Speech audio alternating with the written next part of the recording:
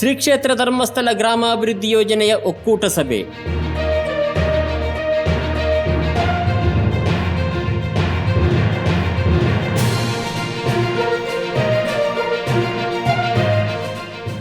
ಶ್ರೀ ಕ್ಷೇತ್ರ ಧರ್ಮಸ್ಥಳ ಗ್ರಾಮಾಭಿವೃದ್ಧಿ ಯೋಜನೆಯ ಸೀತಂಗೋಳಿ ಕಾರ್ಯಕ್ಷೇತ್ರದ ಒಕ್ಕೂಟ ಸಭೆಯು ಸೀತಂಗೋಳಿ ಸಮೀಪದ ಪೆರಡಾನಮೂಲೆ ಕಮ್ಯುನಿಟಿ ಹಾಲ್ನಲ್ಲಿ ನಡೆಯಿತು.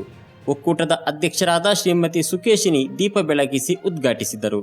ಒಕ್ಕೂಟ ಸಭೆಯಲ್ಲಿ ವಲಯ ಮೇಲ್ವಿಚಾರಕರಾದ ಗೋಪಾಲಕೃಷ್ಣ, ಕೃಷಿ ಮೇಲ್ವಿಚಾರಕರಾದ ಜಯರಾಮ ಸೀತಂಗೋಳಿ, ಕಾರ್ಯಕ್ಷೇತ್ರದ ಸೇವಾ ಪ್ರತಿನಿಧಿ ಶ್ರೀಮತಿ ಸರಿತಾ ಸೀತಂಗೋಳಿ ಹಾಗೂ ಒಕ್ಕೂಟದ ಜೊತೆ ಕಾರ್ಯದರ್ಶಿ ಶ್ರೀಮತಿ ಶಶಿಕಲಾ ಪೆರಡಾನಮೂಲೆ, ಕೋಶಾಧಿಕಾರಿ ಶ್ರೀಮತಿ ಪವಿತ್ರ ಮಾಯಿಪಾಡಿ, ಸಂಘದ ಎಲ್ಲ ಸದಸ್ಯರು, ಮದೂರು ಶೌರ್ಯ ವಿಪತ್ತು ನಿರ್ವಹಣಾ ಘಟಕದ ಸ್ವಯಂ ಸೇವಕರಾದ ಪ್ರದೀಪ್ ಸೀತಂಗೋಳಿ ಉಪಸ್ಥಿತರಿದ್ದರು.